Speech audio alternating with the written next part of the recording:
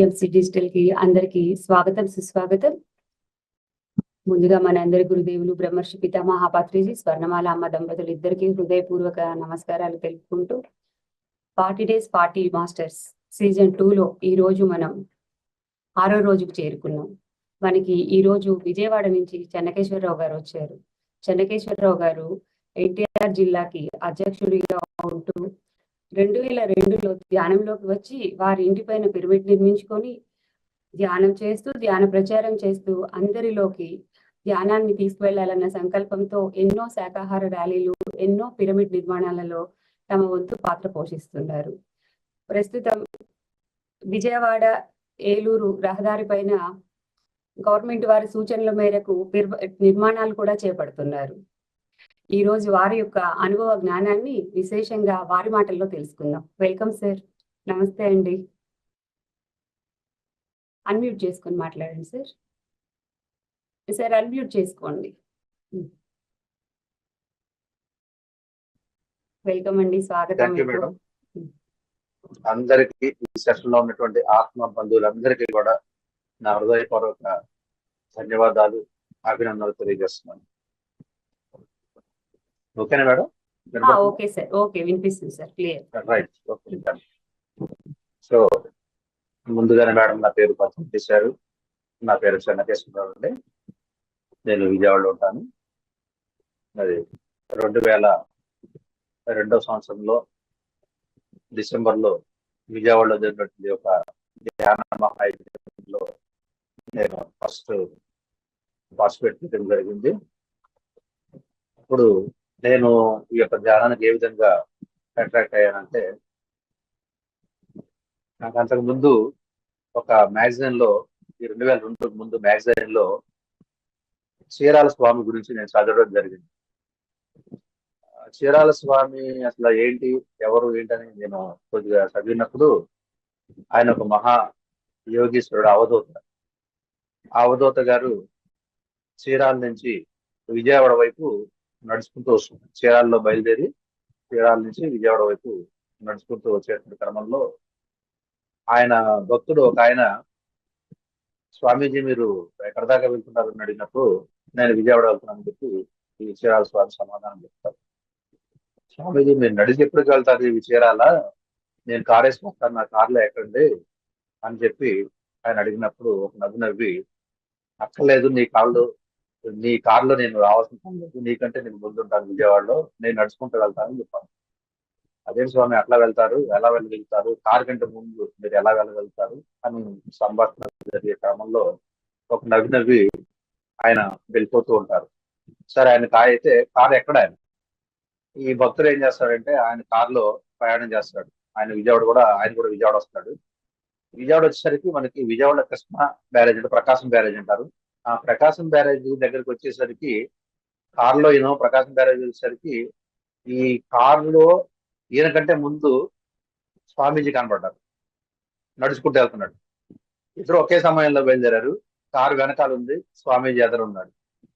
ఇట్లీ car ఆపి, స్వామీజీ మరి మీరు ఎలా నాకంటే ముందు రాగలిగారు, నేను కారు వేసుకొచ్చినా కానీ నేను వెనకాల ఉన్నాను, మీ వెనకాల ఉన్నాను, మీరు నడుచుకుంటూ వస్తే మీరు నా ముందు ఎలా రాగలిగారు అని అడిగితే ఆయన ఒక నవ్వి అదొక సిద్ధి నాయన అని చెప్పి చెప్తాడు. అప్పుడు నాకు కొద్దిగా ఆ సిద్ధి అనేది అసలు నిజంగా అలా ఉంటుందా, ఈ స్వాములకి అలాంటి శక్తి ఉంటుందా అన్న దగ్గర నా ఆధ్యాత్మిక పరిశోధన ప్రారంభమైంది.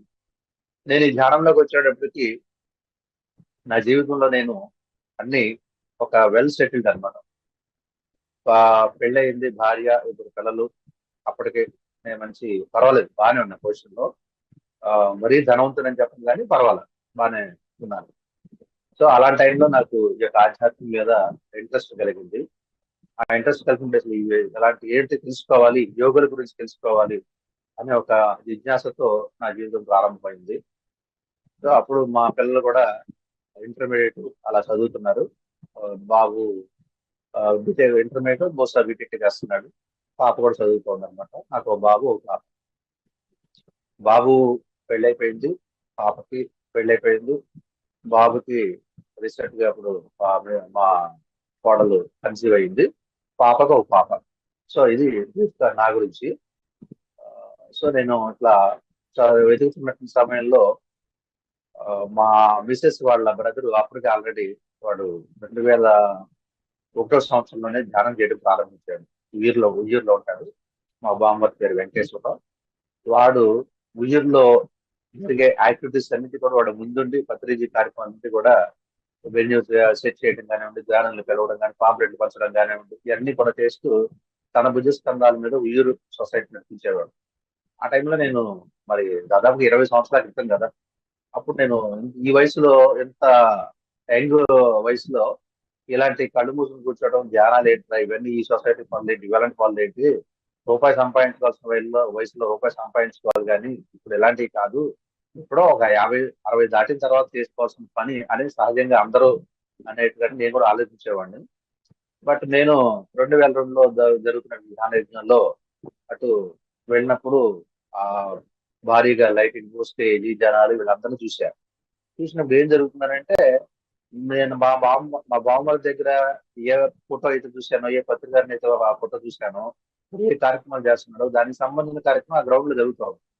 ఓహో, మా బామ్మర్ చేసేది కూడా ఇదేనా అనుకుని నేను అక్కడ వెళ్ళి పూర్తి చేస్తా. పరిసరాలన్నీ కూడా అలా ఒకసారి అలా రౌండ్ వేసి చూసి వచ్చాను తప్ప ధ్యానంలో అయితే నేను కూర్చోవాలి.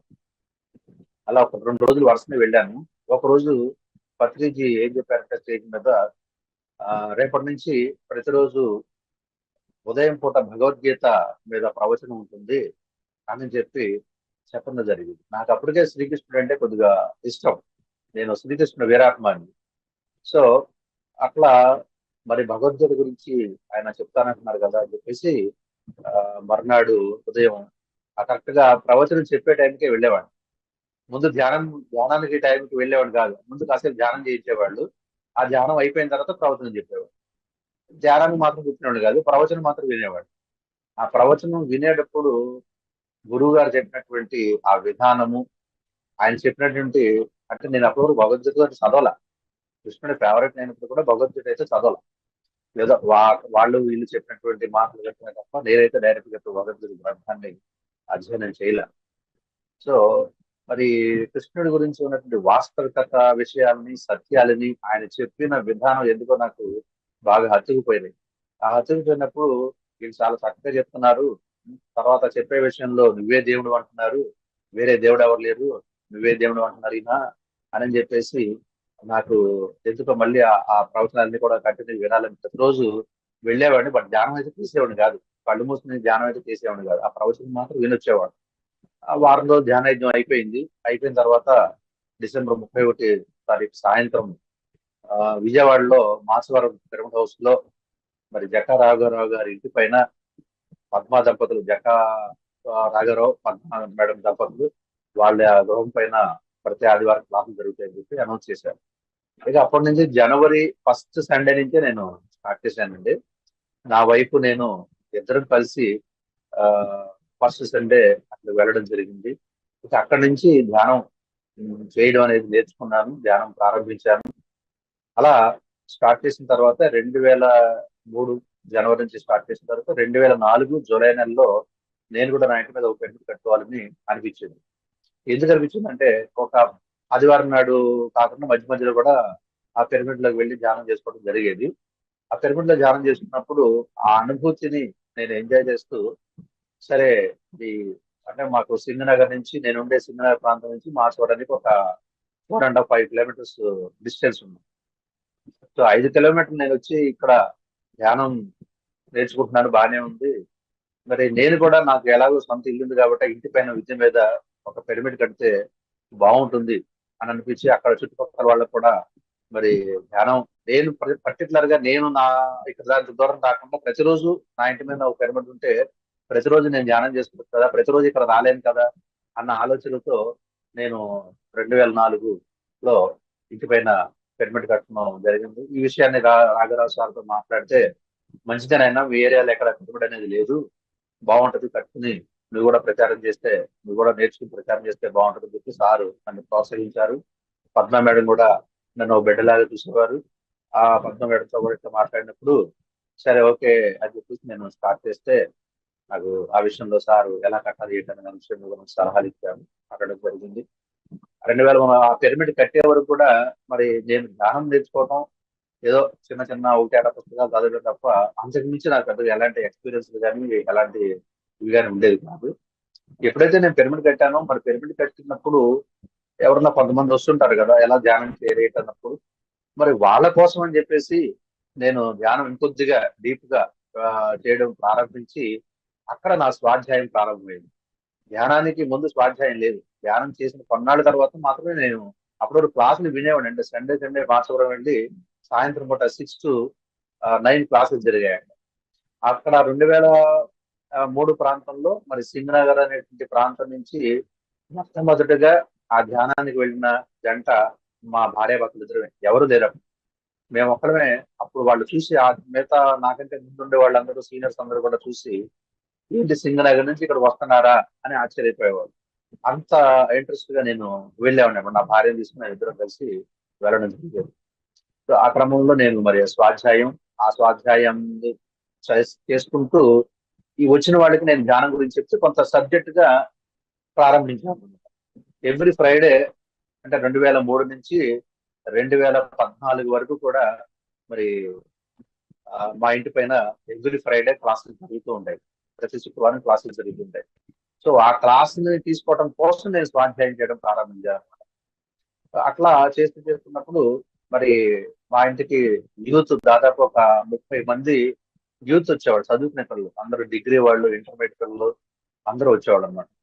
ఇప్పుడు ఆ పైమా ఎక్కడ అంటే సింగ్ నగర్ అనే ఒక బ్రాండ్ లాగా తయారైంది. మన యంగ్ యూత్ ఎక్కడ ఉంటారు అంటే సింగ్ నగర్ అనేటువంటి స్థితికి మా ప్రాంతం వచ్చింది అనమాట. ఎందుకంటే దాదాపు 30 మంది దాదాపు వచ్చేవాళ్ళు.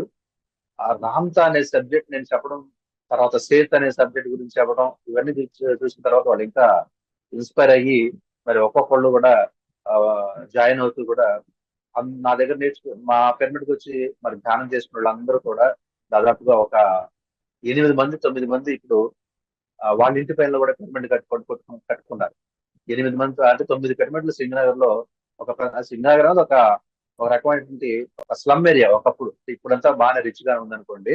అప్పుడు స్లమ్ ఏరియా. అలాంటి స్లమ్ ఏరియాలో మరి ఇప్పటికి 9 పిరమిడ్లు రావడం జరిగింది. వాళ్ళందరూ కూడా మా ఇంటి పైన ఉన్నట్టు పిరమిడ్కి వచ్చి ధ్యానం నేర్చుకుని ఇన్స్పైర్ అయ్యి వాళ్ళు కట్టుకున్నారు. సో కొంతమంది పిల్లలందరూ కూడా మరి వాళ్ళు చదువులు అయిపోయిన తర్వాత దూర ప్రాంతాలకు వెళ్ళిపోవడం, దాంతో ఇక్కడికి వచ్చేటువంటి స్ట్రెంగ్త్ తగ్గిపోయింది. ఈ పెద్దవాళ్ళు వచ్చేవాళ్ళు కానీ ఒక 10-15 మందిలో పెద్దవాళ్ళు వచ్చేవాళ్ళు. ఈ కుర్రాళ్ళు స్ట్రెంగ్ వీళ్ళు మాత్రం యంగ్స్టర్స్ మాత్రం ఒక 35 మెంబర్స్ అలా వస్తుండేవాళ్ళు. కాలక్రమేణా ఏమైందంటే ఈ పిరమిడ్లు కట్టుకున్న వాళ్ళందరూ కూడా వాళ్ళ సెంటర్స్ లో క్లాసులు ఏర్పాటు చేసుకోవడం, ఆ చుట్టుపక్కల వాళ్ళకి వాళ్ళు నేర్పించడం తోటి ఈ పిరమిడ్కి వచ్చేవాళ్ళు తగ్గిపోయారు. ఇంకా తగ్గిపోయినప్పుడు ఒక 10 మంది లోపు వస్తుంటే వీళ్ళందరినీ కూడా ఇక నేను క్లాసులు నేను బయటకి కూడా వెళ్తూ ఉండాల్సి వచ్చేది. బయట నుంచి ఎవరో ఒకళ్ళు పిలవడం, క్లాసులు రమ్మనడం. సో దాంతో నేను నా వ్యవహారాలు, చిన్న చిన్న వ్యవహారాలు చూసుకుంటూ ఈ క్లాసులు చూసుకుంటూ మరి బయటకు వెళ్ళడంతో కొంత ఇక్కడ తగ్గటంతో నేను 2014 నుంచి సుమారుగా ఇక క్లాసులు ఆపేయడం పిరమిడ్ దగ్గర క్లాసులు ఆపేయడం జరిగింది.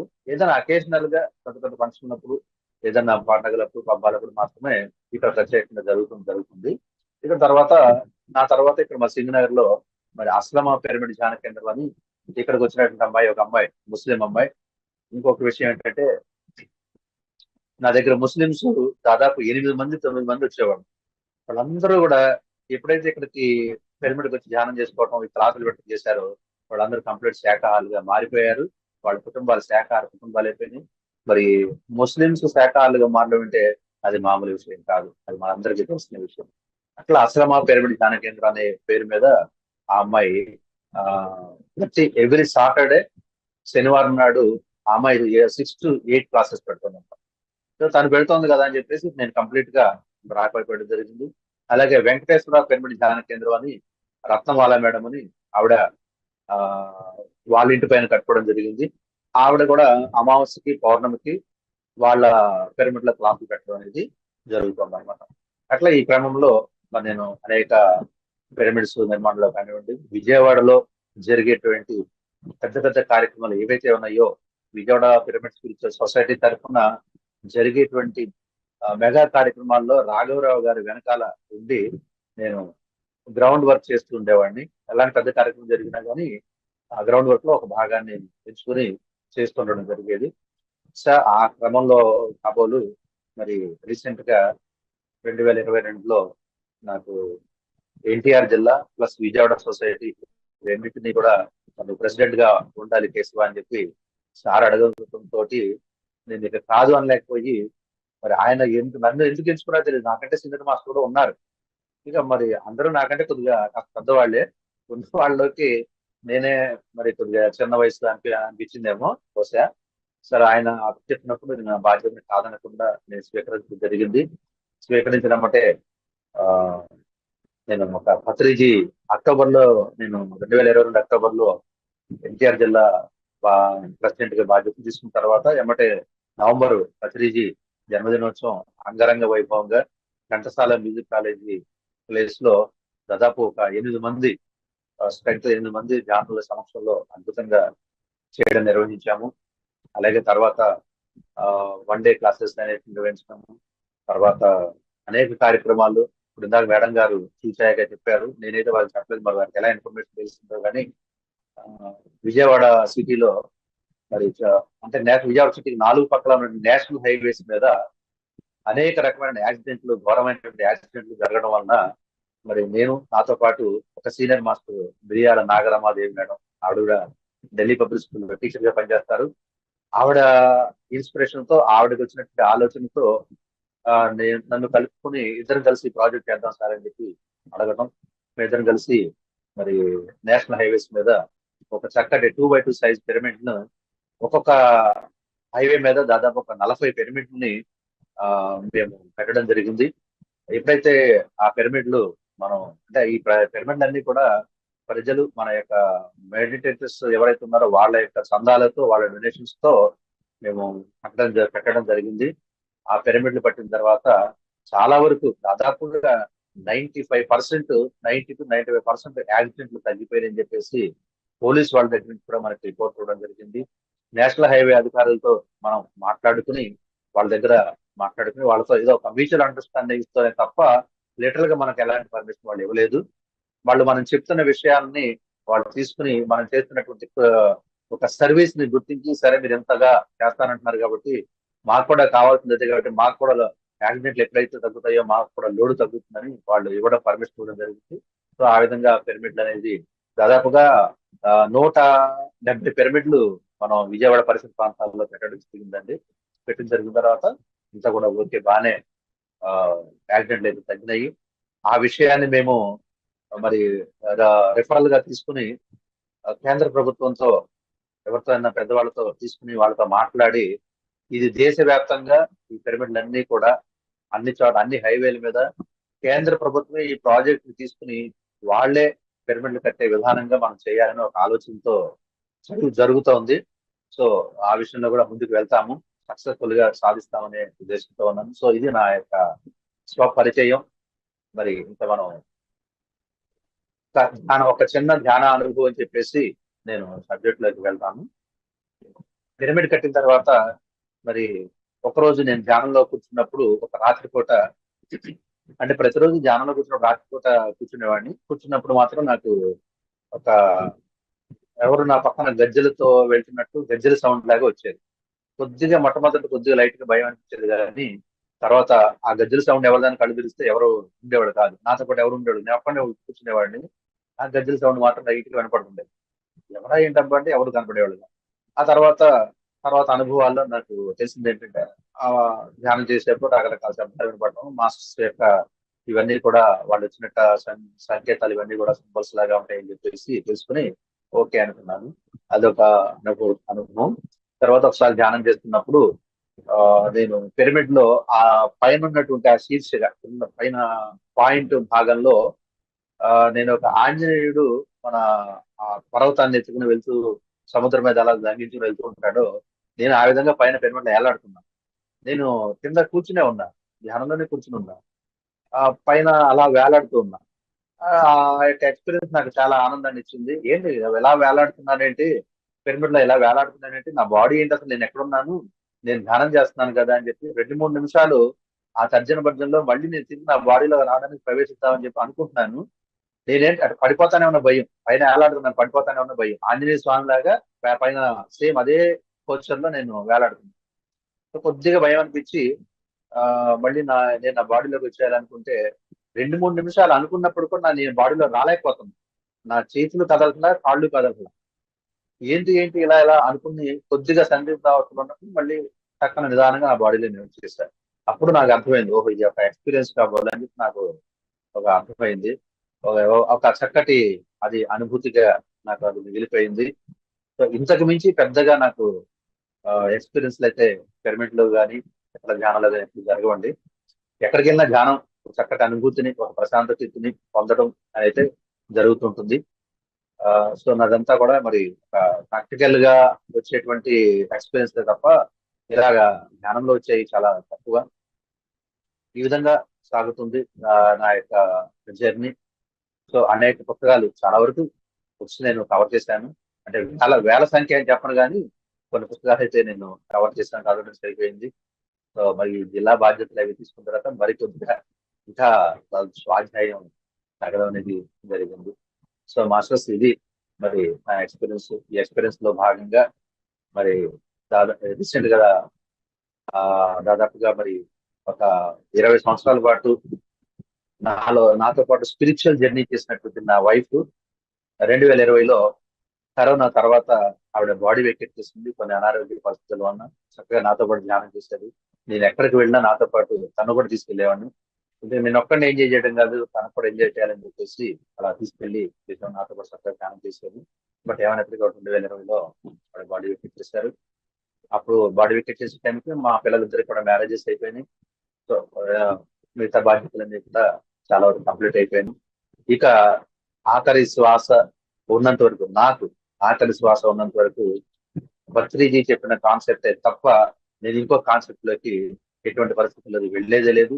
ఎందుకంటే గురువు గారి యొక్క సబ్జెక్ట్ మీద, గురువు గారి మీద నాకు అంత నమ్మకం. ఇక రకరకాల ధ్యానాలు, రకరకాల వ్యక్తుల్ని నేను ఇంకా కలవదలుచుకోలేదు. ఎందుకంటే అల్టిమేట్ ఇదే, పత్రిజీ చెప్పిన సబ్జెక్ట్ అల్టిమేట్. అర్థం అంటే నా ఎక్స్పీరియన్స్ లో నేను విన్నంత వరకు, నాకు తెలిసినంత వరకు చెప్పే విషయం. సో అలాగా నేను చేస్తున్నటువంటి క్రమంలో మరి ఈరోజు మేడం గారు ఇన్వైట్ చేయడం జరుగుతుంది, ముందుకు వచ్చాను. సో మరి ఇది ఫ్రెండ్స్ నా యొక్క నాకు సంబంధించినటువంటి చిన్న ఎక్స్పీరియన్స్. ఇంకా కొన్ని ఎక్స్పీరియన్స్ లు ఉన్నాయి. అనేక రకాల ఆస్తులు కూడా నేను కోల్పోయాను.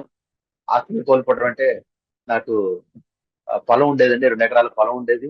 ఆ 2 ఎకరాల పొలం 2007లో పోలవరం కాలువ కింద రాజశేఖర రెడ్డి గారు, వైఎస్ రాజశేఖర రెడ్డి గారు పోలవరం కాలువ చేసినప్పుడు ఆ కాలువ కింద నా 2 ఎకరాల భూమి కూడా కోల్పోయాను. 2 సెంట్లు కూడా నాకు మిగల 2 సెంట్లు కూడా నాకు మిగల అయితే ఈ ఎక్స్పీరియన్స్ ఎందుకు చెప్తున్నారని నేను మీకు తర్వాత చెప్తాను. 2 ఎకరాల భూమి కోల్పోయిన తర్వాత దాంట్లో ఏదో కొంత కాంపన్సేషన్ ఒక 5 to 7 lakhs నాకు ఇవ్వడం జరిగింది. సో అక్కడ నుంచి మళ్ళీ కొద్ది దూరంలో ఒక 7-8 కిలోమీటర్ల అవతల మా సింగనగర్ ప్రాంతానికి 7-8 కిలోమీటర్ల ఉన్న దగ్గర మళ్ళీ ఒక 1.30 సెంటు, అంటే 2 ఎకరాలు తీసుకున్నాను. నేను మా సిస్టర్ కలిసి 2 ఎకరాలు భూమి తీసుకోవడం జరిగింది. ఆ 2 ఎకరాలు కొన్నాళ్ళు నేను అనుభవించిన తర్వాత మరి 2016 ప్రాంతంలో NH5 నేషనల్ హైవే 5 కరెక్ట్ గా నా పొలం నుంచి వెళ్ళింది అనమాట. అంటే అక్కడ దాదాపుగా మరి నేను ఒక 70 సెంటు, దాదాపుగా మరి రూపాయలు కోటి రూపాయలు ఉండేటువంటి భూమిని 70 సెంటు నేను కోల్పోవడం జరిగింది. గవర్నమెంట్ కేవలం 10 లక్షలు ఇచ్చింది. సో అంటే కోట్ల రూపాయలు విలువ చేసే అక్కడ నేను నాకు అంతకు ముందు పోయినటువంటి 2 ఎకరాల మామిడి తోట కూడా కోట్ల రూపాయలు విలువ చేసేది, దాదాపు 1.5 కోటి విలువ చేసేది. తర్వాత మామూలు మాగాణి భూమి అదొక 1 కోటి రూపాయలు విలువ చేసేది. సో ఇలా కోల్పోయినప్పటికీ కూడా, మరి నేను నా భార్యను కోల్పోయినప్పటికీ కూడా నేను ఆత్మస్థైర్యంతో తొణుకు బెణుకు లేకుండా ముందుకు వెళ్ళడం అనేది నా జీవితంలో ఒక గొప్ప ఎక్స్పీరియన్స్. సారీ, అంతకు మించి పెద్ద అదే ఒక నాకు పెద్ద ఎక్స్పీరియన్స్. ఇంకా అంతకు మించి ఎక్స్పీరియన్స్ నేను పెద్దగా ఎక్స్పెక్ట్ చేయలేదు. సో అదే విధంగా మరి సాగుతోంది. సో మై డియర్ ఫ్రెండ్స్, మరి ఇందులో ధ్యానంలోకి వచ్చిన వాళ్ళు చాలా కొత్త వాళ్ళు కూడా ఉండే ఉంటారు అనుకుంటున్నాను. నా ఎక్స్పీరియన్స్ వినడం వలన వాళ్ళలో ఆత్మస్థైర్యం ఒక స్థాయిలు పెరుగుతాయనే ఉద్దేశంతో ఈ ఎక్స్పీరియన్స్ నేను చెప్పడం జరిగింది. ఈ జీవితానుభవాలు అనేది నేను చాలా చాలా తక్కువ సందర్భాలనే చెప్తాను. అప్పుడప్పుడు మాత్రమే చెప్తాను. ఎక్కువ నేను ఈ ఎక్స్పీరియన్స్ అయితే పెద్దగా చెప్పను. ఎందుకంటే మరి ఇన్ని రకాలుగా కోల్పోవటం అంటే నాది ఒక ఐరన్ లెగ్ అనుకుంటారేమో, లేకపోతే వేరే ఏమైనా అనుకుంటారేమో తెలియదు. ఎందుకంటే మా ఫ్రెండ్స్ అనేవాళ్ళు, అరే నువ్వు ఎక్కడన్నా భూమి కొంటే మాకు చెప్పరా, నీ పక్కన మేము కొనుక్కుంటాము, మా వాల్యూ పెరుగుతుంది, నీ భూమి పోతుంది మాకు వాల్యూ పెరుగుతుంది, మా భూమి వాల్యూ పెరుగుతుంది అని చెప్పేసి సరదాగా జోకులు వేసేవాడు అనమాట. సో ఏదైనప్పటికీ కూడా అప్పుడప్పుడే కొన్ని సందర్భాల్లో మాత్రమే నేను చెప్పడం జరుగుతుంటుంది మిత్రులారా. సో మరి ఈ యొక్క ధ్యానం ఎందుకు చేయాలి అని అంటే, మరి నాకు తెలిసినంత వరకు కూడా సహజంగా మనం కొత్త వాళ్ళని ధ్యానంలో తీసుకురావాలనుకున్నప్పుడు వాళ్ళకి ఏం చెప్తామంటే, ఈ యొక్క ధ్యానం వలన మరి మనకి అనేక లాభాలు, మొట్టమొదట శారీరక అనారోగ్యాలన్నీ కూడా తగ్గిపోయి బాగుంటుంది. ప్రతి ఒక్కరికి ఏదో ఒక అనారోగ్యం ఉంటుందనే విషయం తెలిసిందే. ఈ అనారోగ్య పోవడానికి దానికి మందు ఈ ధ్యానం అని చెప్పేసి మనకి ఇంకా వేరే వాళ్ళకి ఏవో కొన్ని విషయాలు చెప్పి మనం ధ్యానంలోకి తీసుకురావడం జరుగుతుంది. సో ఇవన్నీ కూడా బేసిక్ గా వాళ్ళు ధ్యానంలోకి తీసుకురావడం కోసమే తప్ప అల్టిమేట్ ధ్యానం యొక్క మరి దాని యొక్క అల్టిమేట్ లక్ష్యం ఏమిటయ్యా అంటే అది కాదు. అవన్నీ కూడా శారీరక అనారోగ్యాలు, మానసిక ప్రశాంతత ఇవేనే కాదు. సో ఇవి వచ్చిన తర్వాత మిగతా వస్తాయి అనే ఉద్దేశంతో వాళ్ళు సెటిల్ అయిపోతారు కదా అనే ఉద్దేశంతో మనం చెప్పుకుంటూ వస్తుంటాము. కానీ ఆత్మ జ్ఞానమే, తాను ఒక మనిషి తను శరీరాన్న లేక ఆత్మ పదార్థమా అనేది మొట్టమొదట తెలుసుకోవాల్సిన అంశం. మరి మనం దేవుడు దేవుడు అనేటువంటి ఆ దేవులడే వ్యక్తి ఎవరైతే ఉన్నారో వాళ్లే దేవుడు అనేటువంటి సత్యాన్ని వాళ్ళ అనుభవపూర్వకంగా తెలుసుకుని, మమాత్మ సర్వభూతాన, అలాగే అహం బ్రహ్మస్మి తత్వమసి అనేటువంటి విషయాలు తెలుసుకోవడమే అల్టిమేట్ లక్ష్యం అని చెప్పేసి నా అభిప్రాయం. ఆ స్థితికి ప్రతి మనిషి ఎదిగినప్పుడే సంఘంలో తనతో పాటు తను ఉంటూ తన చుట్టుపక్కల వాళ్ళని కూడా, వాళ్ళలో కూడా దైవాన్ని దర్శించగలిగే స్థితి ఈ సందర్భంలోనే వస్తుంది తప్ప కేవలం పై పైన ఏదో ఒక అరగంట సేపు 30 గంట సేపు ధ్యానం చేసి నాకు ఆరోగ్యం బాగుంది కదా చాలే అనుకుంటే మనిషి అక్కడితోనే ఆగిపోతాడు, ఇంకా ముందుకు వెళ్ళడు. సరే ఎప్పటికప్పుడు ప్రతిరోజు మరి కొత్త కొత్త పాఠాలు నేర్చుకుంటూనే ఈ యొక్క ధ్యానంలో మనం ముందుకు వెళ్ళినప్పుడు ఈ జన్మను మనం ఆఖరి జన్మ చేసుకోగలుగుతాం అనేది పత్రిజీ మనకు అందించినటువంటి ఒక సందేశం, ఒక విధానం. సో ఈ యొక్క శ్వాస మీద ధ్యాస అనుకున్నప్పుడు ఈ శ్వాస మీద ధ్యాస ద్వారా చేయడం ద్వారా మనిషి యొక్క ఆయు ప్రమాణం పెరుగుతుంది. తర్వాత తన యొక్క ఆరోగ్యం అనేది సరైనటువంటి స్థితిలోకి వస్తుంది, సమస్థితిలోకి ఆరోగ్యం వస్తుంది, ఆయు ప్రమాణం కూడా పెరుగుతుంది. ఎలా జరుగుతుంది అంటే, ఈ యొక్క శ్వాస మీద ధ్యాస పెట్టి మనం ధ్యానం చేస్తున్నప్పుడు మన నాసిక ద్వారా శ్వాస జరిగేటువంటి శ్వాస విధానాన్ని మనం గమనించమని మనం చెప్తూ ఉంటాం. అయితే ఈ చాలా మందికి ఈ సందేహం, శ్వాసను ఎక్కడ గమనించాలి, ఎలా గమనించాలి అనేది తెలియకుండానే కళ్ళు మూసుకుని చూసుకుంటారు ఆటోమేటిక్. అవన్నీ కూడా పూర్తిగా బేసిక్ గా కొన్ని విషయాలు తెలుసుకోకుండానే చాలా మంది ధ్యానంలోకి వెళ్ళిపోతూ ఉంటారు.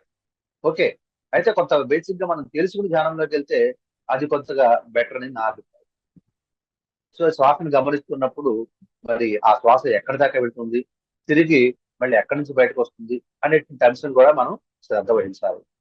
ఈ శ్వాస అనేసరికి మరి చాలా మంది, నేను క్లాసుల్లో ప్రశ్నలు వేసినప్పుడు శ్వాస ఎలా జరుగుతుంది అని అనుకున్నప్పుడు 2 ముక్కుల ద్వారా మేము శ్వాస తీసుకుంటున్నామండి అనేటువంటి వాళ్ళు నేను చాలా మంది చూశాను. చాలా తక్కువ మందే ఒక నాసిక ద్వారానే శ్వాస జరుగుతుంది అనేటువంటి అనుభవం కొంతమంది మాత్రమే చెప్పగలిగారు. కానీ చాలా మంది 2 ముక్కుల ద్వారా శ్వాస జరుగుతుంది అనేటువంటి అభిప్రాయంలోనే ఉన్నారు. సో వాళ్ళ కోసమే మరొకసారి నేను తెలియజేసేది అంటే, మన 2 నాసికల ద్వారా ఉచ్ఛ్వాస నిశ్వాస జరుగుతుంది. అంటే ఒక నాసిక ద్వారా ఉచ్ఛ్వాస జరుగుతుంది, ఒక నాసిక ద్వారా నిశ్వాస జరుగుతుంది. బట్ అంతే తప్ప ఈ ఉచ్ఛ్వాస నిశ్వాస అనేది ఒకేసారి లోపలికి వెళ్ళటము, ఒకేసారి 2 ముక్కుల ద్వారా బయటకు రావడం అనేది ఎటువంటి పరిస్థితుల్లోనూ జరగదు. ఒక నాసిక ద్వారానే మనకి జరగడం జరుగుతుంది. అంటే ఎడమ ముక్కు నుంచి శ్వాస లోపలికి వెళ్తే కుడి నాసిక ద్వారా బయటకు వస్తుంది, కుడి నాసిక ద్వారా శ్వాస లోపలికి వెళ్తే ఎడమ నాసిక ద్వారా బయటకు వస్తుంది. ఇది తర్వాత మనం గమనించుకోవచ్చు. కావాలంటే ఒకసారి ఇట్లా ముక్కు దగ్గర వేలు పెట్టుకుని మనం ఇలా చూసినట్టయితే మనకు తెలిసిపోతుంది ఏ పక్క నుంచి మనకి శ్వాస రిటర్న్ వచ్చి తగులుతోంది అని. చూసుకుంటే కనుక ఆ రిటర్న్ వచ్చే శ్వాస నుంచి ఆపోజిట్ నుంచే మనకి శ్వాస జరుగుతుంది లెక్క అనమాట. ఎటైతే రిటర్న్ వస్తుందో అంటే ఎక్కువ మనకి రిటర్న్ వచ్చేటువంటి స్పర్శే మనకు తెలుస్తుంది.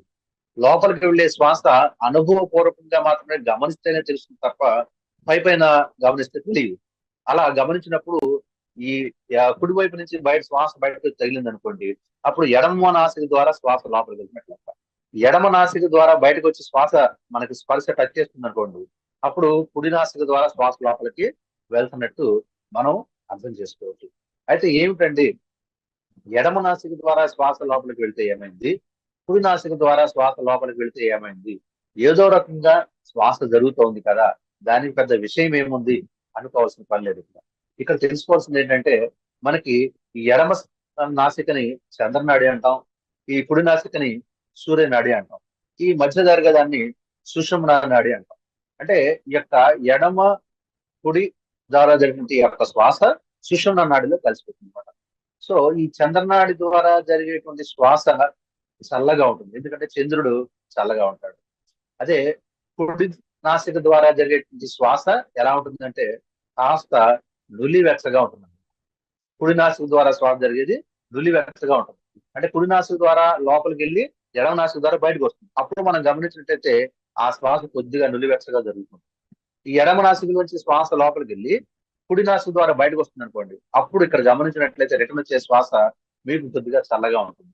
అంటే ఎడమ నాసిక నుంచి వచ్చేటువంటి శ్వాస చంద్రనాడి, కుడి నాసిక నుంచి లోపలికి వెళ్ళి ఈ రైట్ నుంచి బయటకు వచ్చేదాన్ని ఆ యొక్క మరి చంద్రనాడి శ్వాస అని మనం చంద్రనాడి శ్వాస, సూర్యనాడి శ్వాస, ఈ రెండు శ్వాసలు కూడా ఏమిటి డిఫరెన్స్ అంటే, ఎవరైతే చంద్రనాడి శ్వాసలో ఎక్కువసేపు ఉంటారో వాళ్ళ యొక్క ఆయుష్ ప్రమాణం ఎక్కువ పెరుగుతుంది. అలాగే ఎలాంటి టెన్షన్ లేకుండా, ఎలాంటి స్ట్రెస్ లేకుండా మనసు ప్రశాంతతగా ఉంటుందన్నమాట. ఎప్పుడు సూర్యనాడి శ్వాస జరుగుతుంది అంటే, మనం కొద్దిగా టెన్షన్ పడుతున్నప్పుడు, భయంతో ఉన్నప్పుడు, ఆందోళనతో ఉన్నప్పుడు, తీవ్రమైనటువంటి ఒత్తిడితో ఉన్నప్పుడు, కోపంతో ఉన్నప్పుడు, ఎవరి మీద గట్టిగా అరిసినప్పుడు మీ శ్వాస కుడివైపు నుంచి లోపలికి వెళ్ళి ఎడమ వైపు నుంచి బయటకు వస్తుంది.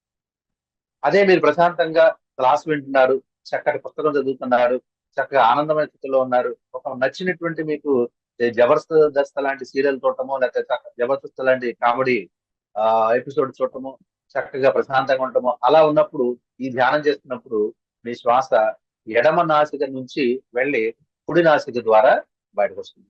సో ఇప్పుడు నేను చెప్పేది ఏంటంటే, శ్వాస మహా విజ్ఞానం అంటారు. శ్వాస మహా విజ్ఞానం అంటే శ్వాస ఇన్ని రకాలుగా చేస్తుందా, ఇన్ని రకాల చిత్రాలను చూపిస్తుందా, ఇన్ని రకాల విన్యాసాలు చేస్తుందా అనేది మనకి ఇప్పుడు చెప్పుకోబోయే సబ్జెక్ట్ ద్వారా కొంత మనకి అవగతం అవుతుంది అనమాట. ఇంకా చాలా ఉంది. శ్వాస విజ్ఞానం అనేది పెద్ద సబ్జెక్టు, చాలా పెద్ద సబ్జెక్టు. నేను అందులో కొద్దిగా బ్రీఫ్ అనేది మాత్రమే మీకు తెలియజేస్తున్నాను.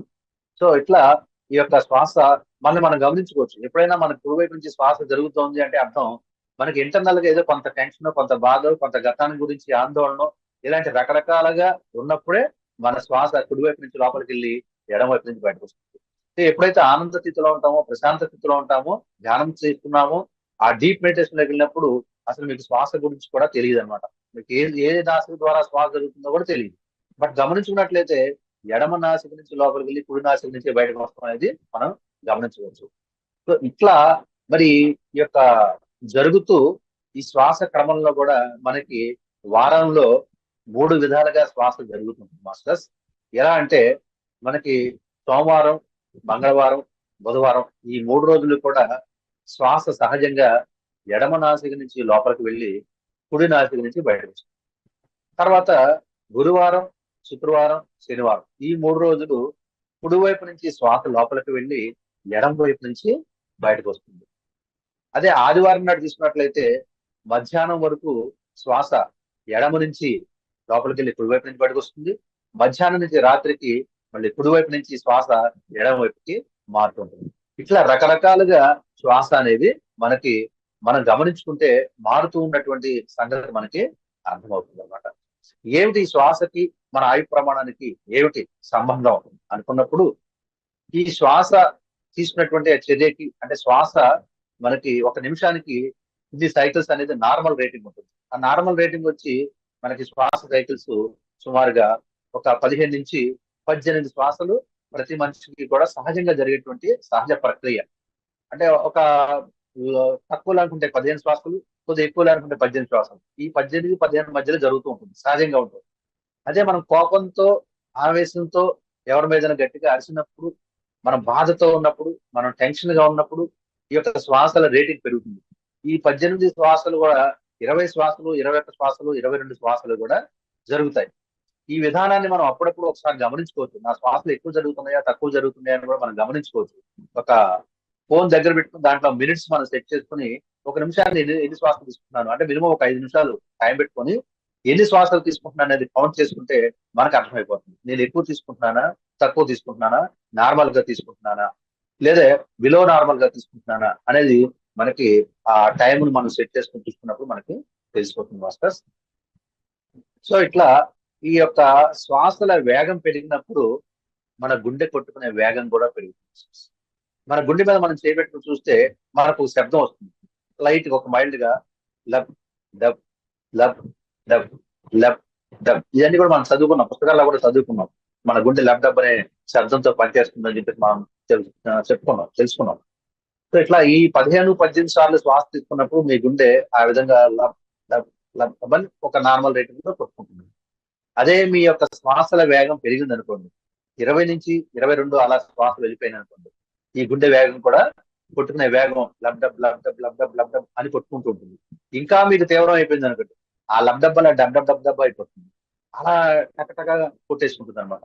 ఇలా కొట్టేసుకున్నప్పుడు ఈ శ్వాసల వేగం పెరిగినప్పుడు మన యొక్క మెదడులో జరిగేటువంటి ఆ యొక్క ఫ్రీక్వెన్సీ కూడా మారిపోతుంది. బ్రెయిన్ తరంగాల్లో కూడా ఆ యొక్క మనకి డెల్టా వేవ్స్, మరి ఆ beta waves, alpha waves, delta waves, ఇట్లా 3-4 రకాలుగా ఆ యొక్క తరంగాలు కూడా జరుగుతూ ఉంటాయి అన్నమాట. సో ఎప్పుడైతే మనం ఈ యొక్క ఆల్ఫా, ఈ యొక్క బీటా స్టేట్ లో ఉన్నామో, ఈ బీటా స్టేట్ లో ఉన్నప్పుడు మనకి శ్వాసలు ఎక్కువగా జరుగుతుంది. అంటే 18, 20, 21 సార్లు జరుగుతూ ఉంటాయి. అదే ఆల్ఫా స్టేట్ లోకి వచ్చేసినప్పుడు 15-14 శ్వాసలు జరుగుతూ ఉంటాయి. అదే మనం డెల్టా స్టేట్ లోకి వచ్చేసినప్పుడు మన శ్వాసలు కేవలం 10 శ్వాసలు, 7-10 శ్వాసలు మాత్రమే జరుగుతూ ఉంటాయి. అంటే మనం కొట్టుకునే గుండె వేగం కూడా చాలా చక్కగా, స్మూత్ గా, చాలా నిదానంగా కొట్టుకుంటుంది. సో ఇట్లా ఎప్పుడైతే ఈ శ్వాసల రేటింగ్ పెరిగిందో మన ఆయు ప్రమాణం కూడా తగ్గిపోతుంది. దానికి ఉదాహరణకు కొన్ని విషయాలు మనం చెప్పుకోవచ్చు. మన శ్వాస నిమిషానికి మరి 15-18 సార్లు అనుకున్నప్పుడు సుమారుగా ఒక యావరేజ్ గా 15 శ్వాసలు మనం తీసుకుంటాం. 15 శ్వాసలు తీసుకున్నాం అనుకున్నప్పుడు నిమిషానికి వచ్చి 15 శ్వాసలు అంటే గంటకి మనకి 60 నిమిషాలు కదండి, గంటకి 60 నిమిషాలు. అంటే 60 నిమిషాలు మనం ఎన్ని శ్వాసలు తీసుకుంటున్నట్టు, 60x15 అంటే 60-15 900 కదా. 900 సార్లు ఒక గంటలో మనం శ్వాసలు తీసుకుంటున్నాం. రోజుకి ఎన్ని గంటలు ఉన్నాయి మనకి, రోజుకి 24 అవర్స్, 24 గంటలు. అంటే 24 గంటలు ఇంటూ 900 లెక్కేసుకుంటే సుమారుగా మనకి 21,600 శ్వాసలు ఒక రోజులో మనకి జరుగుతున్నాయి. ఏమిటి ఇన్ని శ్వాసలు అని లెక్క పెట్టుకోవాల్సిన పనే ఉందండి. ఎన్ని శ్వాసలు మనం తీసుకుంటే వచ్చిన నష్టం ఏంటి? ఈ సృష్టిలో అనంతమైనటువంటి ఆ శ్వాస ఉన్నది, అది ఏమి తరుగుతుందా, అదేమన్నా డబ్బా అని మనకి రావచ్చు, అనుమానం రావచ్చు, అభిప్రాయం కూడా మనం రావచ్చు. కానీ అది కరెక్ట్ కాదు. మనం ఎన్ని శ్వాసలు తీసుకోవాలో అంతకంటే తక్కువ శ్వాసలు తీసుకుంటే, అంటే మన దగ్గర ఆ డబ్బులు మనం ఎంత పొదుపుగా మనం ఖర్చు పెట్టు, దుబారా చేయకుండా ఖర్చు పెట్టు, తక్కువ అవసరమైనప్పుడు మాత్రమే పొదుపుగా ఖర్చు చేస్తుంటే ఎక్కువ కాలం మన దగ్గర డబ్బు మిగులుతుంది. అదే మనం దుబారా చేస్తే ఏమైపోతుంది, మనం దుబారా చేసినప్పుడు మన దగ్గర నుండి బ్యాంక్ బ్యాలెన్స్ తొందరగా అయిపోతుంది అనమాట. ఉదాహరణకి మన బ్యాంక్ లో ఒక 12,000 బ్యాంక్ అకౌంట్ బ్యాలెన్స్ ఉంది. అది మనం ప్రతి నెల ఒక 1,000 రూపాయలు ఖర్చు పెట్టాం అనుకోండి. 1,000 రూపాయలు ఖర్చు పెడితే మనకి ఎన్ని నెలలు వస్తుంది, కేవలం 12 నెలలే వస్తుంది. అదే నెలకి ఆ యొక్క 1,000 రూపాయలని పొదుపుగా చేసి ఆ నెలకి 500 చొప్పున ఖర్చు పెట్టాం అనుకోండి, అప్పుడు ఎన్ని నెలలు వస్తుంది మనకి, అంటే 2 సంవత్సరాలు అక్కడ మనకు పెరుగుతుంది. అదే మనం నెలకి 250 రూపాయలే ఖర్చు పెట్టాం, చాలా చాలా తక్కువ అవసరమైన దానికి మాత్రమే ఖర్చు పెడుతూ అనవసరంగా ఒక్క పైసా కూడా ఖర్చు చేయకుండా చేస్తే 4 సంవత్సరాలు ఆ 12,000 రూపాయలు మనం వాడుకోవచ్చు. అది ఎట్లయితే వాస్తవమో ఇది కూడా అదే విధంగా వాస్తవం మాస్టర్స్. ప్రతి శ్వాసని మనం చాలా చాలా చాలా జాగ్రత్తగా పొదుపుగానే వాడుకోవాలి. అంటే మనం టెన్షన్ గా ఉన్నప్పుడు, ఆవేశంతో ఉన్నప్పుడు, పదే కోపపడుతున్నప్పుడు, చిరాకు పడుతున్నప్పుడు మనం దుబారా చేస్తున్నాం శ్వాసల్ని. ఎవరి మీద ఆవేశంతో ఉన్నామంటే దుబారా చేస్తున్నాం, ఎవరి మీద కోపంతో ఉన్నామంటే దుబారా చేస్తున్నాం, ఎవరి మీద అసూయతో, పగతో, ప్రతీకారంతో ఉన్నామంటే మన శ్వాసలు మనం దుబారా చేస్తాం. సో దట్స్ వై మన యొక్క లైఫ్ స్పాన్ అనేది మనకి తగ్గిపోతూ ఉంటుంది అనమాట. సో ఈ విధంగా ఈ యొక్క మరి శ్వాస జరిగే విధానానికి, మన గుండె కొట్టుకునే విధానానికి, మన మెదడులో జరిగేటువంటి యొక్క 4 రకాల ఫ్రీక్వెన్సీలకి ఒకదానికి ఇంటర్నల్ లింక్స్ అనేది ఉంటాయి. మనం ఒక హార్ట్ పేషెంట్ మనం తీసుకున్నట్లయితే కనుక అతని యొక్క శ్వాస వేగం ఎక్కువగా ఉంటుంది, గుండె కొట్టుకునే వేగం ఎక్కువగా ఉంటుంది, అతని యొక్క పల్స్ రీడింగ్ కూడా చాలా ఎక్కువగా ఉంటుంది. ఎందుకంటే ఆ హార్ట్ పేషెంట్ అతను చాలా టెన్షన్ తో ఉంటాడు అన్నమాట. మనకి 15 సార్లు 18 సార్లు జరిగే టైంలో అతనికి 24 25 సార్లు శ్వాసలు జరుగుతాయి అనమాట. సో దానివల్ల ఏమవుతుందంటే ఆ యొక్క మరి అతని యొక్క ప్రాబ్లం అనేది, ఫేస్ చేసే ప్రాబ్లం అనేది మరింత వేగంగా పెరుగుతుంది, టెన్షన్ పడుతున్నట్టుగా. అప్పుడు ఏం చేస్తారంటే డాక్టర్స్ ఏం చేస్తారంటే అతనికి ఆ బెడ్ మీద కావాల్సిన పరికరాలన్నీ కూడా అమర్చి ఆ యొక్క శ్వాస వేగాన్ని తగ్గించడానికి ఏం చేస్తారు, శ్వాస వేగాన్ని ఏం తగ్గించలేరు వాళ్ళు. ఏం చేస్తారు, అతను ఉన్నటువంటి టెన్షన్ తగ్గించడం కోసం దానికి సంబంధించినటువంటి ఆ కెమికల్స్ తో కూడినటువంటి మందులు ఇచ్చి, ఆ యొక్క ఇంజక్షన్లు ఇచ్చి అతనిలో మానసికంగా ఉన్నటువంటి ఒత్తిడిని తగ్గిస్తారు. సో ఎప్పుడైతే మానసికమైన ఒత్తిడిని అతని మీద తగ్గించారో ఆటోమేటిక్ గా ఆ శ్వాసలు తగ్గుతాయి మాస్టర్. ఆ శ్వాసలు తగ్గినప్పుడు గుండె కొట్టుకునే వేగం కూడా తగ్గుతుంది. సో అతను ఒక నార్మల్ రేంజ్ లోకి వచ్చే వరకు వాళ్ళ ప్రయత్నం వాళ్ళు చేస్తూ ఉంటారు. అది మామూలు సాధారణమైన మనిషికిను ఆ హార్ట్ పేషెంట్ ఉన్నటువంటి వ్యత్యాసం. ఇట్లా మనం తీసుకున్నట్లయితే మరి ఆ కొన్ని సందర్భాల్లో మరి ఆ మసాచ్యూసెట్స్ యూనివర్సిటీ వాళ్ళు ప్రొఫెసర్స్ వాళ్ళు ఈ శ్వాసల గురించి మరి ఎంతో పరిశోధన చేశారు. వాళ్ళు చెప్పినటువంటి పరిశోధన సారాంశమే అనుభవపూర్వకంగా నా అనుభవాన్ని కొంత జోడించుకుని మీకు చెప్పడం జరుగుతుంది మాస్టర్. ఏదో నేను ఊరికే చెప్పడం లేదు ఈ శ్వాసల గురించి. సో వాళ్ళు చేసినప్పుడు వాళ్ళ పరిశోధనలో వచ్చినటువంటి సారాంశం ఏమిటంటే ఒక ఒక 40 మంది సాధారణమైన వ్యక్తుల్ని ఒక ప్లేస్ లో కూర్చోబెట్టారు. ఒక 40 మంది ఒక బుద్ధిస్ట్ మాంగ్స్ ని ఒక పక్కన కూర్చోబెట్టి, ఈ బుద్ధిస్ట్ మాంగ్స్ కి ఈ శ్వాస వేగాన్ని, బ్లడ్ ప్రెషర్ ని, తర్వాత ఈ లోపల ఈ డెల్టా గామా వేవ్స్ ఉన్నాయి కదా, ఈ డెల్టా బీటా వేవ్స్ ఉన్నాయి కదా, ఈ వేవ్స్ సంబంధించిన కొన్ని పరికరాల్ని, వీటి రీడింగ్ ని తెలుసుకోవడం కోసం వాళ్ళు కొన్ని పరికరాలని వీళ్ళకి ఈ బుద్ధిస్ట్ మాంగ్స్ కి అమర్చి, ఈ నార్మల్ గా ఉన్న వాళ్ళకి కూడా కొన్ని పరికరాలు అమర్చి వాళ్ళు మామూలుగా మాట్లాడుకుంటున్నారు, వీళ్ళు ధ్యానం చేస్తున్నారు. ఈ బుద్ధిస్ట్ మాంగ్స్ వాళ్ళు ధ్యానం చేస్తున్నారు. 45 నిమిషాలు వీళ్ళిద్దరికి కూడా సెషన్ పెట్టారు వాళ్ళు. ఈ నార్మల్ పీపుల్ మామూలుగా మాట్లాడుకుంటున్నారు, ఈ బుద్ధిస్ట్ మాంగ్స్ ధ్యానం చేస్తున్నారు 45 నిమిషాలు. అంటే వీ మాట్లాడుకునే మాటలు ఈ బుద్ధిస్ట్ మాంగ్స్ ఎలాంటి డిస్టర్బెన్స్ లేకుండా ఏర్పాటు చేస్తారు. చేసిన తర్వాత ఆ 45 నిమిషాల తర్వాత వాళ్ళకి వచ్చినటువంటి రిజల్ట్ ఏమిటయ్యా అంటే, ఈ బుద్ధిస్ట్ మాంగ్స్ లో వాళ్ళు ధ్యానం చేస్తున్నప్పుడు వాళ్ళ యొక్క ఆ ఆలోచన తరంగాల్ని, వాళ్ళ యొక్క శ్వాసల్ని, వాళ్ళ హార్ట్ బీటింగ్ ని వెళ్ళి కూడా టెస్ట్ చేసినప్పుడు ఒక అద్భుతమైన ఫలితాన్ని వీళ్ళు సాధించడం జరిగింది. ఏమిటయ్యా బ్రెయిన్ లో జరిగినటువంటి ఆ మార్పులు అంటే, ఈ యొక్క మెదడులో ఉండేటువంటి మనకి మెదడు మధ్య భాగంలో, మన తలపాయి భాగంలో దాన్ని బ్రహ్మరంధ్రం అంటాం. ఆ బ్రహ్మరంధ్రానికి ఇంచుమించుగా పక్కన నియో కార్టెక్స్ అని ఉంటుంది. ఆ నియో కార్టెక్స్ లోనే మన శరీరానికి సంబంధించినటువంటి నాడీ వ్యవస్థ అంతా కూడా నియో కార్టెక్స్ లో ఆ లింకప్ అయి ఉంటుంది. ఆ నియో కార్టెక్స్ లో ఉండేటువంటి ఒక ఆ ప్రాంతంలో దాన్ని ఏమంటారంటే ఒక గ్రే మ్యాటర్ అంటారు. ఆ గ్రే మ్యాటర్ అనేది ఈ ధ్యానం చేస్తున్న వాళ్ళకి చిక్కగా ఉంటుంది అనమాట. ధ్యానం చేసే వాళ్ళని చిక్కగా ఉన్నట్టు వాళ్ళు గుర్తించారు. ఆ యొక్క మసాచ్యూసెట్స్ ప్రొఫెసర్స్ ఎవరైతే ఉన్నారో, టెస్ట్ సైంటిస్టులు ఎవరైతే ఉన్నారో వాళ్ళు గుర్తించారు. వాళ్ళకి గ్రే మ్యాటర్ అనేది వాళ్ళకి గట్టిపడటము, అట్ ద సేమ్ టైం ఈ నాన్ మెడిటేటర్స్ ఎవరైతే ఉన్నారో వాళ్ళది ఆ యొక్క గ్రే మ్యాటర్ అనేది లిక్విడ్ ఫామ్ లో ఉండటము గమనించారు. ఈ లిక్విడ్ ఫామ్ లో ఉండడానికి, ఆ యొక్క డార్క్ గా ఉండడానికి దానివల్ల ఏమిటి ఉపయోగం అంటే, ఈ డార్క్ గా ఉన్నప్పుడు ఏమవుతుందంటే, ఈ యొక్క నియోకార్టెక్స్ లో ఆ గ్రే మ్యాటర్ డార్క్ గా ఉన్నప్పుడు ఏమవుతుందంటే, వాళ్ళు తీసుకున్నటువంటి నిర్ణయాలు చక్కగా పటిష్టంగా ఉండడము, వాళ్ళ నిర్ణయాలన్నీ కూడా సహేతుకంగా ఉండడము, తర్వాత సౌమ్యంగా ఉండడము, ఒక కన్స్ట్రక్టివ్ గా వాళ్ళ యొక్క నిర్ణయాలు ఉండడము అనేది జరుగుతుందని చెప్పేసి వాళ్ళు చెప్పడం జరిగింది.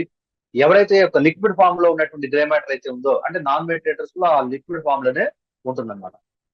సో ఆ లిక్విడ్ ఫామ్ లో ఉండడం వల్ల వాళ్ళ యొక్క నిర్ణయాలు ఎలా ఉంటాయంటే కప్పగంతుల్లాగా అప్పటికప్పుడు మారిపోతాం, రకరకాల డిస్టర్బెన్స్ రావడం, రకరకాల థాట్స్ తో వాళ్ళు పొల్యూట్ అవడం, టెన్షన్ పడటము, ఉద్వేగం పడటం, ఇవన్నీ కూడా ఈ నాన్ మెడిటేటర్స్ లో వస్తాయని చెప్పేసి వాళ్ళు గుర్తించినటువంటి అంశం ఇప్పుడు మీ ముందు నేను పెడుతున్నాను. సో ఇంకా ఏం గుర్తించారు అంటే వాళ్ళు ఎవరైతే ఈ మెడిటేషన్ చేస్తారో, ధ్యానం చేస్తారో, ఆ యొక్క డీప్ స్థితిలోకి వెళ్తారో వాళ్ళు మరి ఒక మిగతా వ్యక్తుల కంటే, ధ్యానం చేయని వ్యక్తుల కంటే ఒక 10 సంవత్సరాల పాటు వీళ్ళకి వచ్చే అల్జీమర్స్ ని పోస్ట్ పోన్ చేయగలుగుతారు. అంటే సహజంగా నాన్ మెడిటేటర్స్ అనుకున్నప్పుడు 45 నుంచి 50 ఏళ్ల వయసులో మరి అల్జీమర్స్ అంటే మనకి ఒక మతిమరుపు అనేటువంటి ఒక ఇబ్బంది కలుగుతుంది. సో ఎవరైతే ధ్యానం చేస్తారో అంటే ఎప్పుడైతే మనం ధ్యానం చేస్తామో 45 సంవత్సరాలకి 50 సంవత్సరాలకి రావాల్సిన అల్జీమర్స్ అనేది ఒక 10 ఇయర్స్ మనం పోస్ట్ పోన్ చేయొచ్చు. ఒక 10 సంవత్సరాలు అదనంగా మనం దాన్ని ఆ పొదుపు చేసుకోవచ్చు. అల్జీమర్స్ రాకుండా ధ్యానం చేయడం వలన మనం అల్జీమర్స్ ఒక 10 ఇయర్స్ తర్వాత మనం పోస్ట్ పోన్ చేయడానికి అవకాశం ఉందని చెప్పేసి వీళ్ళు చెప్పడం జరిగింది. ఈ యొక్క డెల్టా వేవ్స్, ఈ యొక్క తర్వాత beta waves, alpha waves, delta waves ఇవన్నీ కూడా ఏ విధంగా జరుగుతాయని చెప్పేసి, ఏ విధంగా ఎన్నిసార్లు జరుగుతాయని చెప్పేసి సంఖ్య కూడా వాళ్లే చెప్పడం జరిగింది.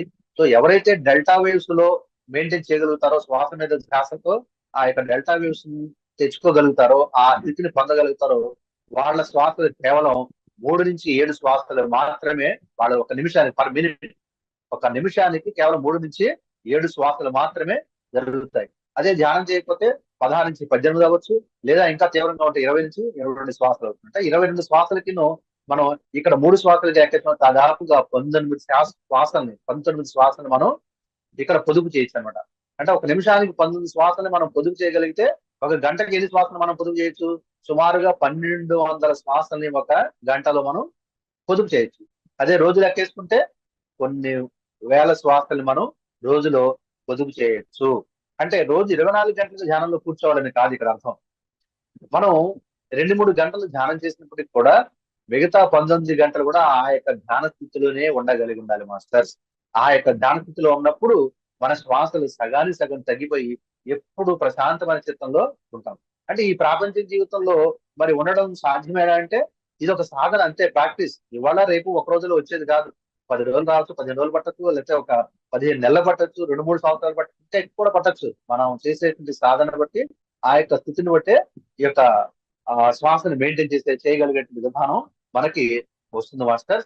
అలాగే మరి మనకి 15 అంటే చెప్పాక ఇందాక ఒక గంటలో 21,600 శ్వాసని మనం దుబారా చేస్తున్నాం. సో మన యొక్క లైఫ్ ప్లాన్ అందువల్ల తగ్గిపోతుంది. దట్స్ వై ఇప్పుడు మన ఒక కుక్కని మనం తీసుకున్నట్లయితే కుక్క యొక్క శ్వాసలు చాలా ఎక్కువగా ఉంటాయి మాస్టర్.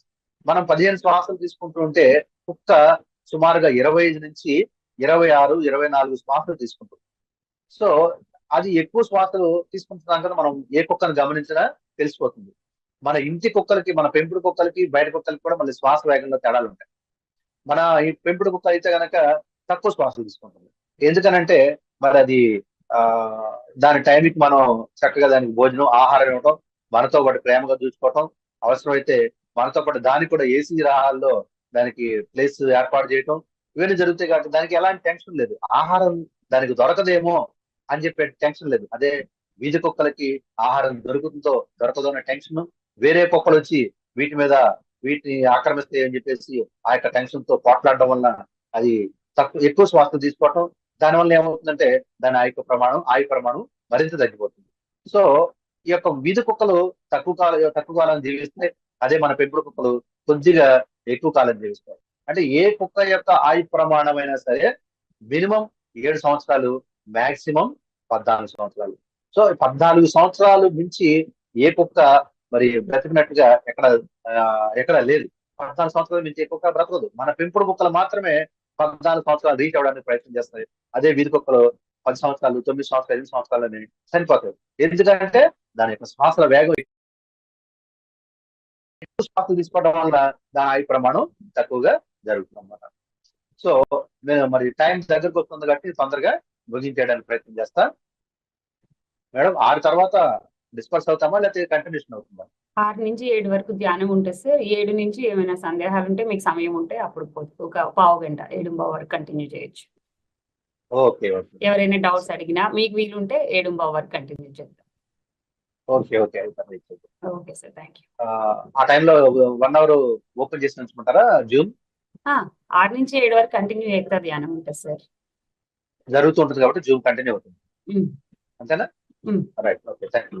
Thank you. సో మరి అదే మనం గుర్రం కూడా తీసుకున్నప్పుడు దాని యొక్క శ్వాస వేగం కూడా ఎక్కువగా ఉంటుంది, దాని ఆయు ప్రమాణం కూడా తక్కువగానే ఉంటుంది.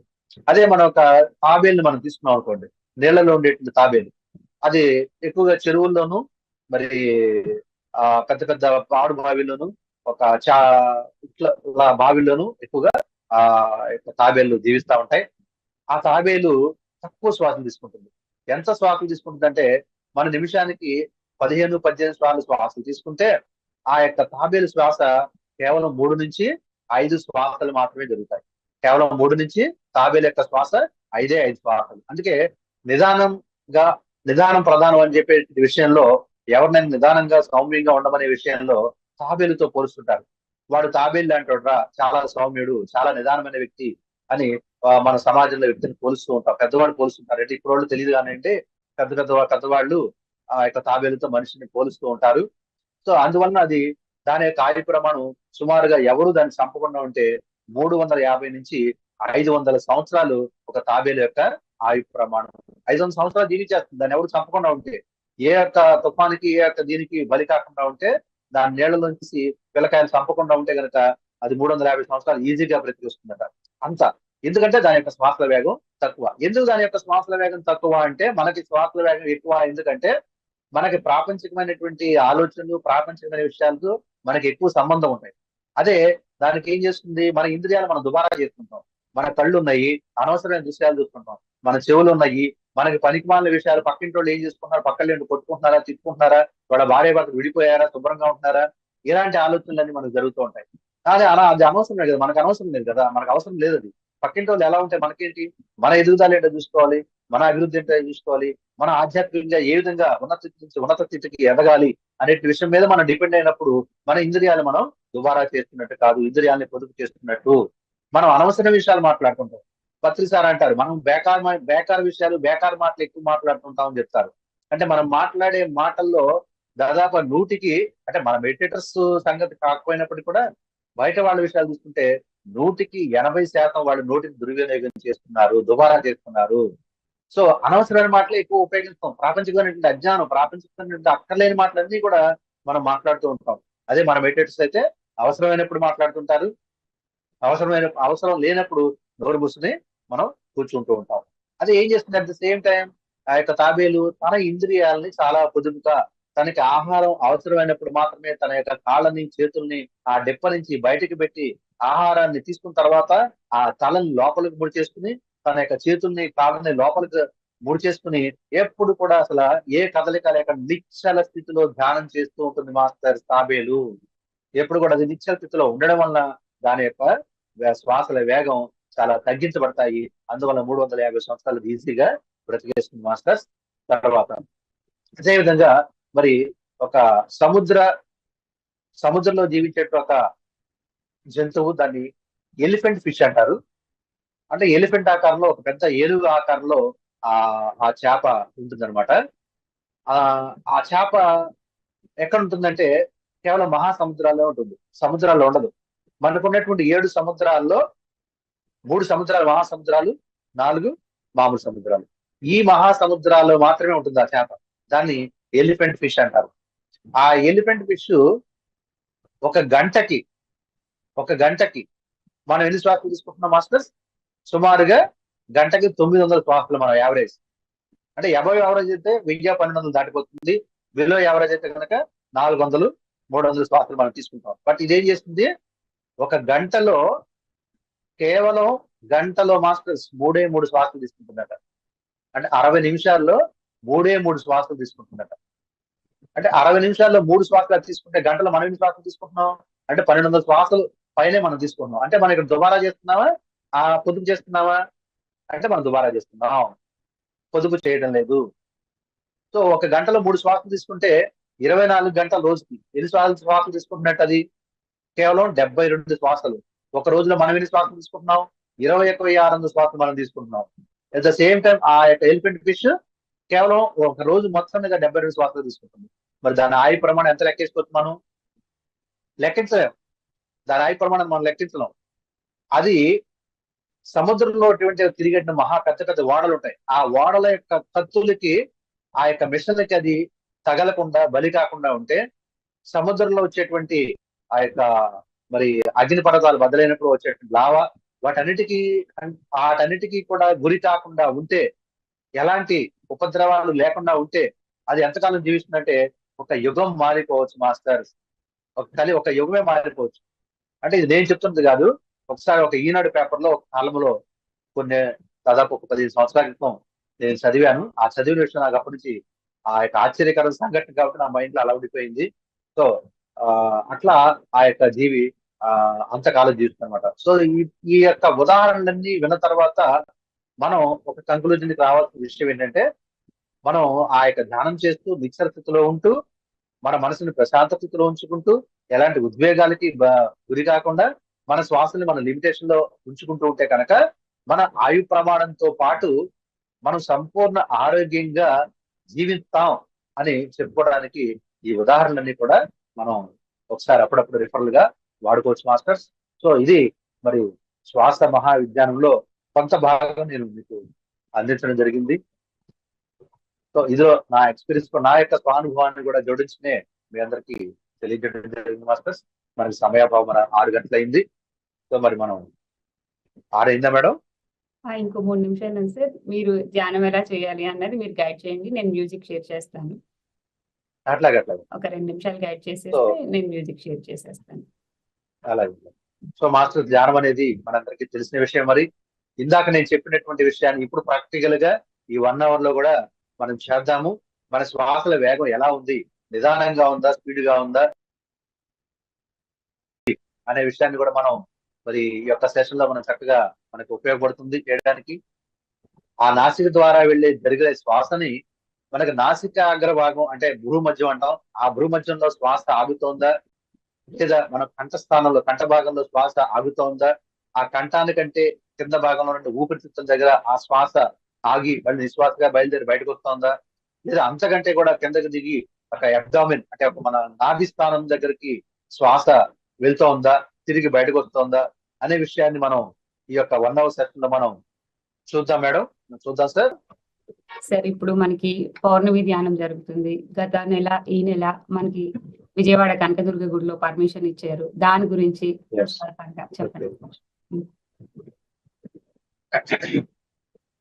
విజయవాడ దుర్గగుడిలో మరి దుర్గా టెంపుల్ దేవస్థానం ఎగ్జిక్యూటివ్ ఆఫీసర్ రామారావు గారు, వారు నిజంగా ఎంతో మరి చక్కటి అవగాహన కలిగిన వారి ధ్యానం పైన ఆధ్యాత్మికత మీద కూడా ఆయనకి ఎంతో పట్టు ఉండబట్టే మనల్ని ఇన్వైట్ చేయడం జరిగింది.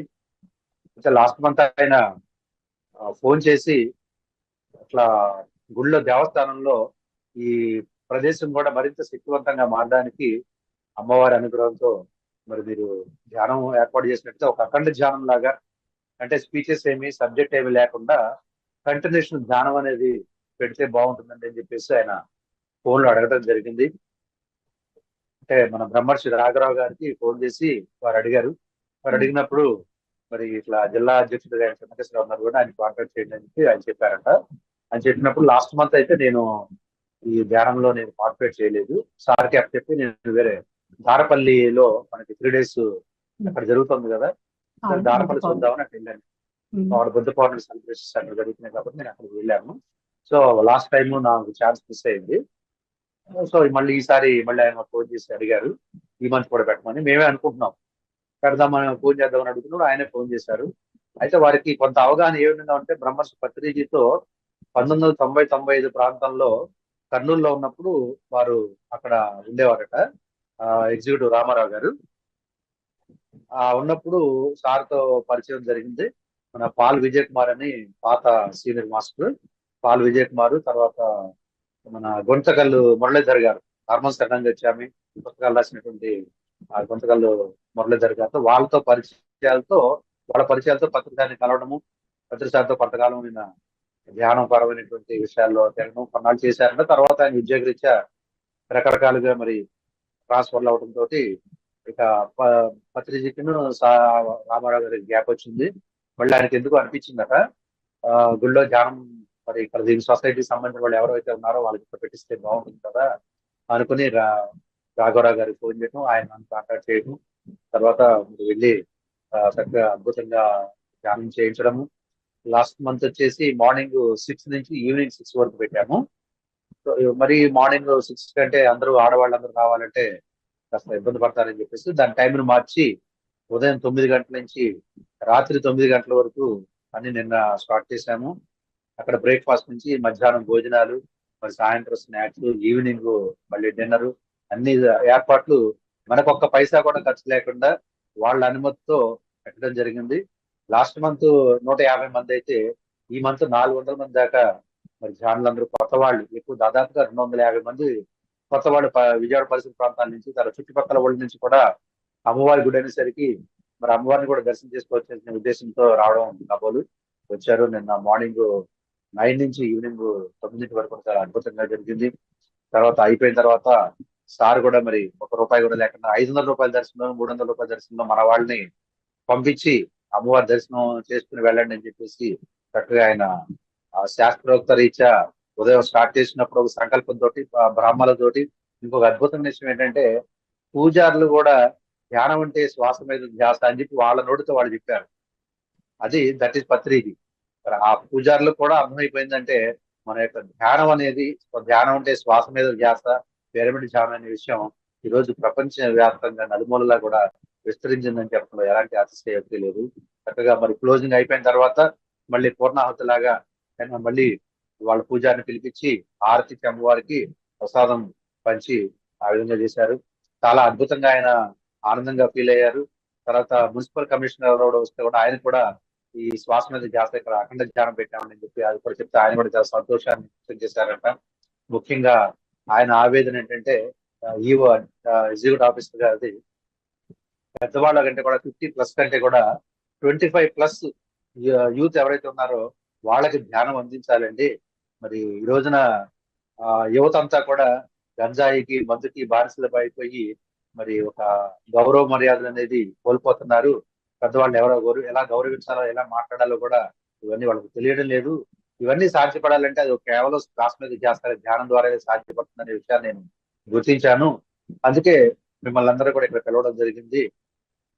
క్లాసుల కంటే కూడా ఎక్కువ కంటిన్యూషన్ గా సాధన సాధన సాధన ఎన్ని గంటలు కూర్చోగలిగితే అన్ని గంటలు కూర్చోంటే మరి అద్భుతమైనటువంటి ఫలితాలు సాధించవచ్చు. కాబట్టి ఎక్కువగా సాధనకే సమయం మీరు కేటాయించమని చెప్పి ఆయన ఒక చిన్న సూచన చేసి పొద్దున పూట 10 నిమిషాలు ఆయన మాట్లాడిన తర్వాత మధ్యాహ్నం కూడా మనల్ని వచ్చి మళ్ళీ కలిసి ఆయన ఎంత బిజీగా ఉన్నప్పటికీ కూడా మరి అమ్మవారిని ఒక గంట అవకాశం ఇచ్చారు అని చెప్పేసి మనతో పాటు మన మధ్యన కిందన కూర్చొని మనతో పాటు కూర్చొని గంట సేపు ధ్యానం చేసి ఆయన అద్భుతమైనటువంటి ఆనందాన్ని పొంది సాయంత్రం కూడా మళ్ళీ కాసేపు ఒక 4-5 నిమిషాలు ఆయనతో మాట్లాడి మా చేత కూడా మాట్లాడించి మరి మా యొక్క సెషన్ క్లోజ్ చేయడం జరిగింది. తిరిగి నెక్స్ట్ మంత్ కూడా మళ్ళీ మనకి అవకాశం ఇచ్చారు. ఆయన ఎంతకాలం ఆ ఈవోగా అక్కడ పనిచేస్తే అంతకాలం మనం కంటిన్యూషన్ గా చేయొచ్చు. తర్వాత కూడా ఎవరు వచ్చినప్పుడు కూడా ఇది కంటిన్యూషన్ అవుతుంది. ఎందుకంటే అందులో ట్రస్ట్ మెంబర్లో బోర్డు మెంబర్స్ లో కూడా ఒక ఆయన వచ్చి పొద్దునుంచి సాయంత్రం వరకు ఆయన కూడా కూర్చొని ఆయన ఎక్స్పీరియన్స్ చెప్పాడు. కాబట్టి ఇది కంటిన్యూగా దుర్గామాత దేవస్థానంలో మనకి ధ్యానం కంటిన్యూగా అవుతుందని మేమైతే విశ్వసిస్తున్నాం. Thank you sir, thank you. చాలా అద్భుతం సార్. పత్రి గారు ఏదైతే మనకి దేవాలయాలు, ధ్యానాలయాలు అని చెప్పారో దానికి ఇది నిదర్శనం. ఖచ్చితంగా అలా జరుగుతుంది. అన్ని గుళ్ళల్లోనూ గోపురాలున్నా కూడా మన ధ్యానం ఖచ్చితంగా జరుగుతుందని మనం ఆశించవచ్చు.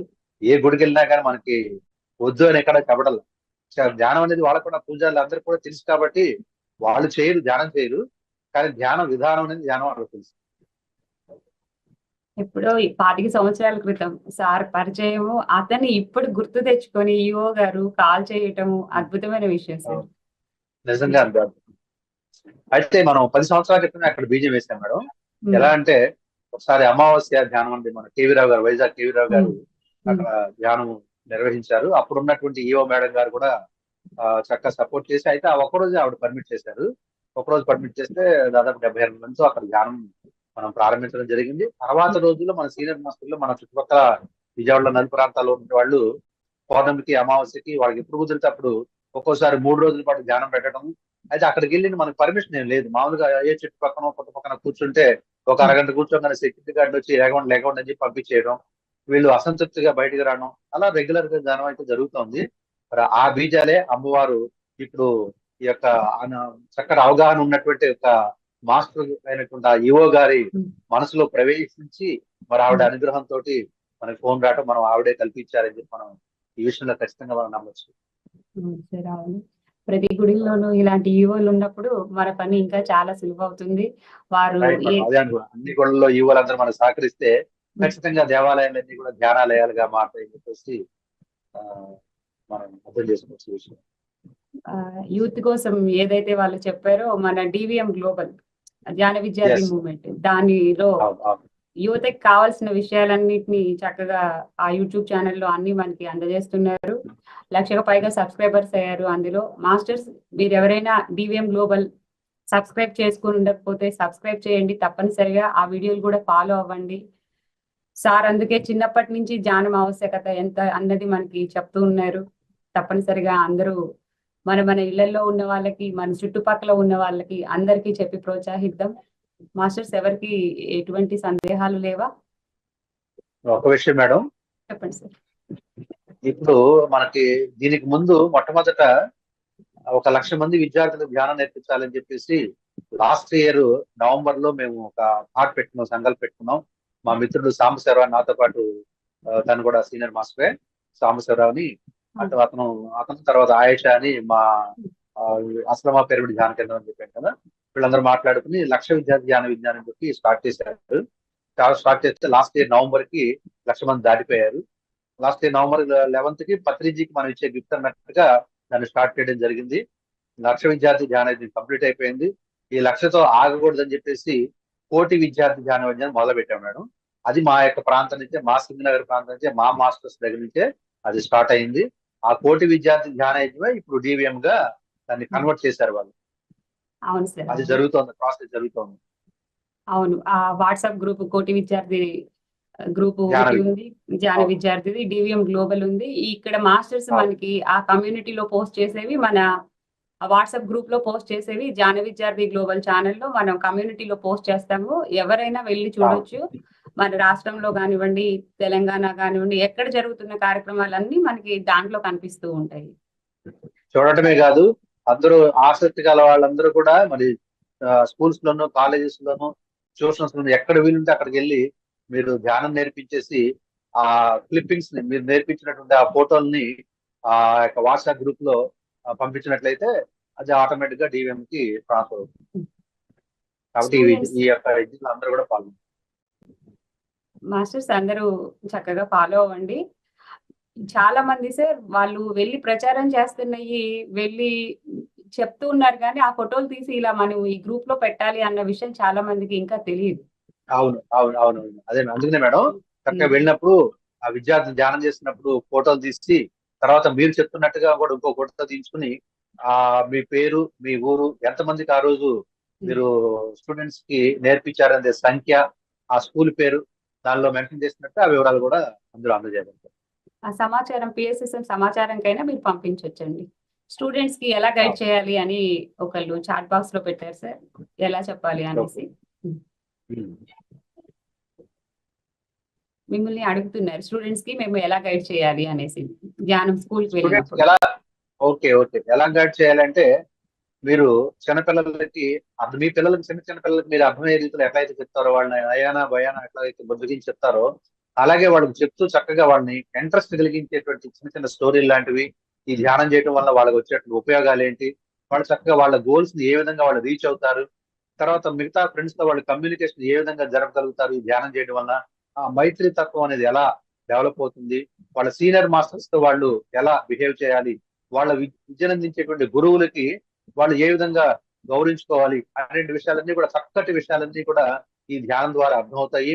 తర్వాత మంచి ప్రయోజకాలుగా, సమాజానికి మంచి ప్రయోజకాలుగా మారుతారు మీరు ధ్యానం చేయడం వల్ల. మీ గోల్స్ మీరు రీచ్ అవుతారు, మీ తల్లిదండ్రులు మీరు చక్కగా చూసుకోగలుగుతారు, మీ ఫ్రెండ్స్ చక్కగా మీరు మెయింటైన్ చేయగలుగుతారు, మీ రిలేషన్షిప్స్ అన్ని కూడా చాలా అద్భుతంగా ఉంటాయి.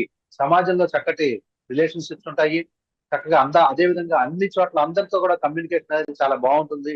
ఒక మైత్రి తత్వం అనేది చక్కగా ఎప్పుడైతే ఏర్పడుతుందో చక్కటి వాతావరణం ఈ భూమి మీద ఏర్పడుతుందని చెప్పి విషయాలు వాళ్ళకి అర్థమయ్యే రీతిలో చెప్తూ ఆ శ్వాస మీద ధ్యాస ఎలా చేయాలని నేర్పిస్తే చాలు.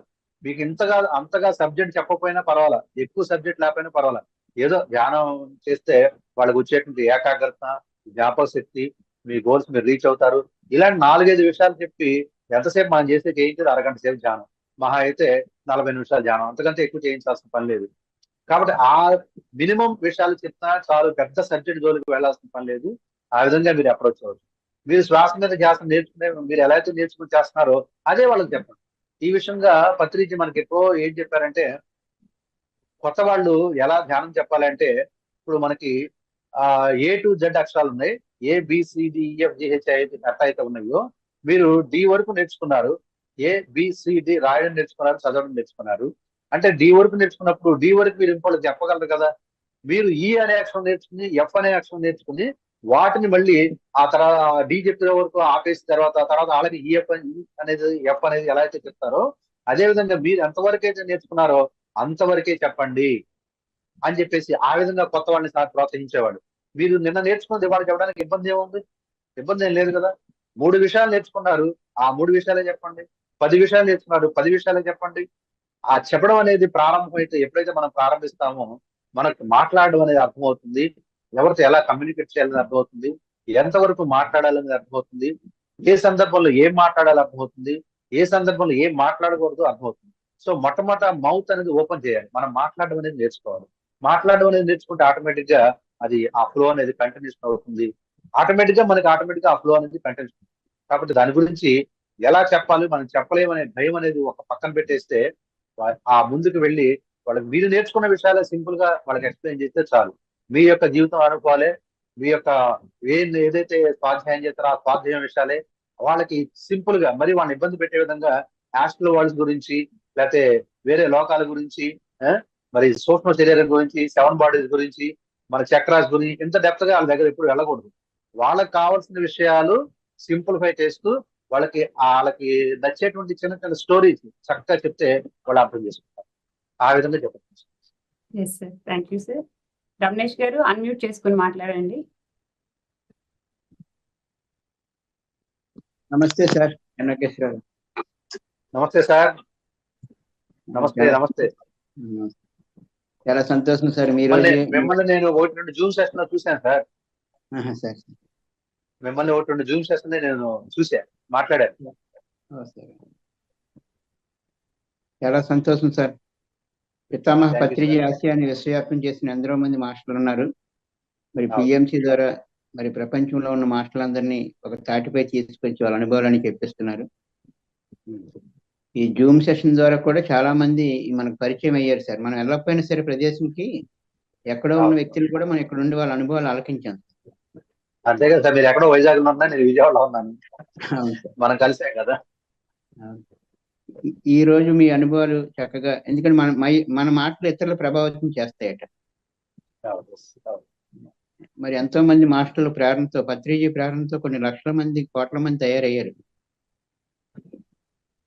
దీపక్ చోప్రా చెప్తాడు, తనేంటో తెలుసుకుని తనలో శక్తిని వెలికి సమాజానికి అందించారట.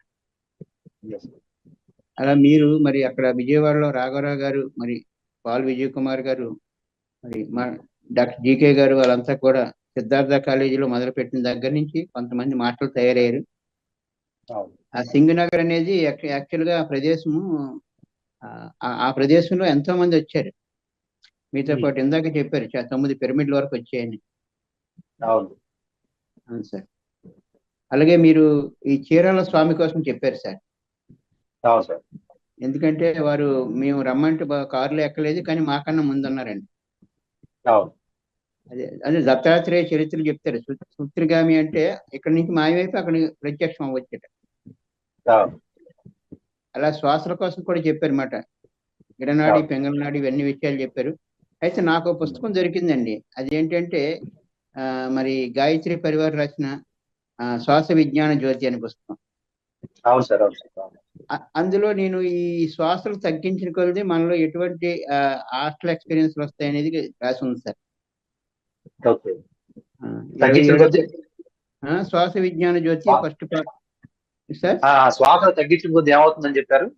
ఏమవుతుందంటే శ్వాస 12 అంగుళాలు వస్తుందట. 11 అంగుళాలు తగ్గితే ఒక స్థితి వస్తుంది, 9 అంగుళాలు తగ్గితే ఒక స్థితి వస్తుంది, 8 అంగుళాలు తగ్గితే ఒక స్థితి వస్తుంది, 6 అంగుళాలు వచ్చేటప్పటికి హాస్టల్ ట్రావెల్ జరుగుతుందట.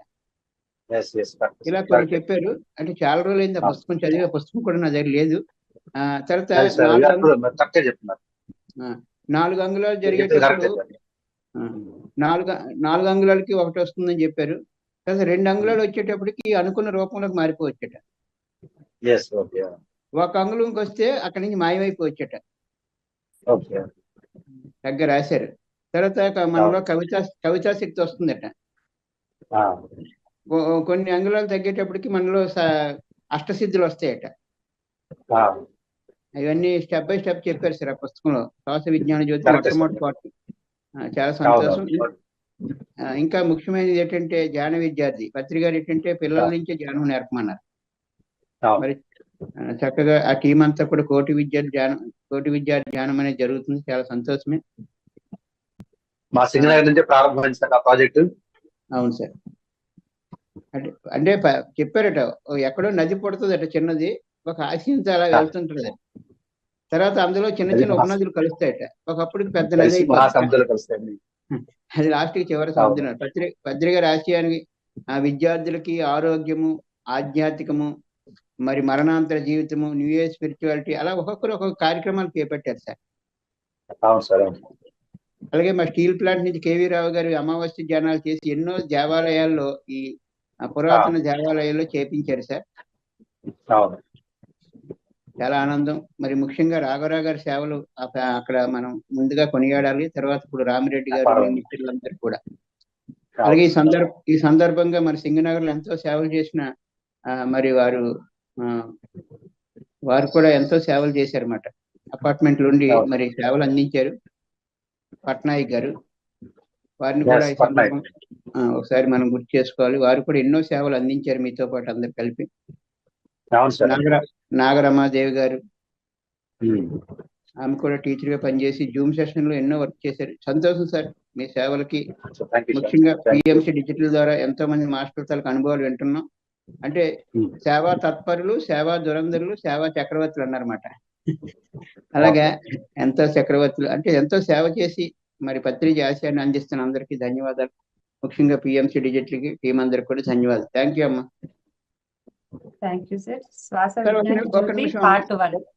ఒక్క నిమిషం మర్చిపోయాను. ఈ బుక్ నన్ను ప్రభావితం చేసింది సార్. 5 రూపాయల పుస్తకం. సాయి మాస్టర్ ఈ ఎకిరాల భరద్వాజ్ గారు పుస్తకం చదివిన తర్వాత నేను 20 సంవత్సరాలు బట్టి సర్వీస్ చేయడానికి వీరి ప్రేరణ. వీరే ముందుగా చీరాల స్వామి గురించి చెప్పారు సార్. అది మర్చిపోయాను. చీరాల స్వామి అంటే ఎంతో మంది మహాత్ములు, ఎందుకంటే శివటమ్మ గాని, మరి ఎకిరాల మన తలక పాకట్పాడి గురువు గారు కానీ అందరూ యోగుల తలక. ఎందుకంటే నేను సశరీరంగా షిరిడి బాబాని చూడలేదు, కానీ అలాంటి మహాత్ములు ఉన్నారని ఎతికినప్పుడు ఇతనికి ఎంతో మంది దొరికారు. నేను దర్శించిన మహాత్ములని పుస్తకం రాశారు సార్. Thank you sir. ఈ సందర్భం ఇది గుర్తు చేసుకున్నాను. థ్యాంక్ యూ రమేష్ గారు.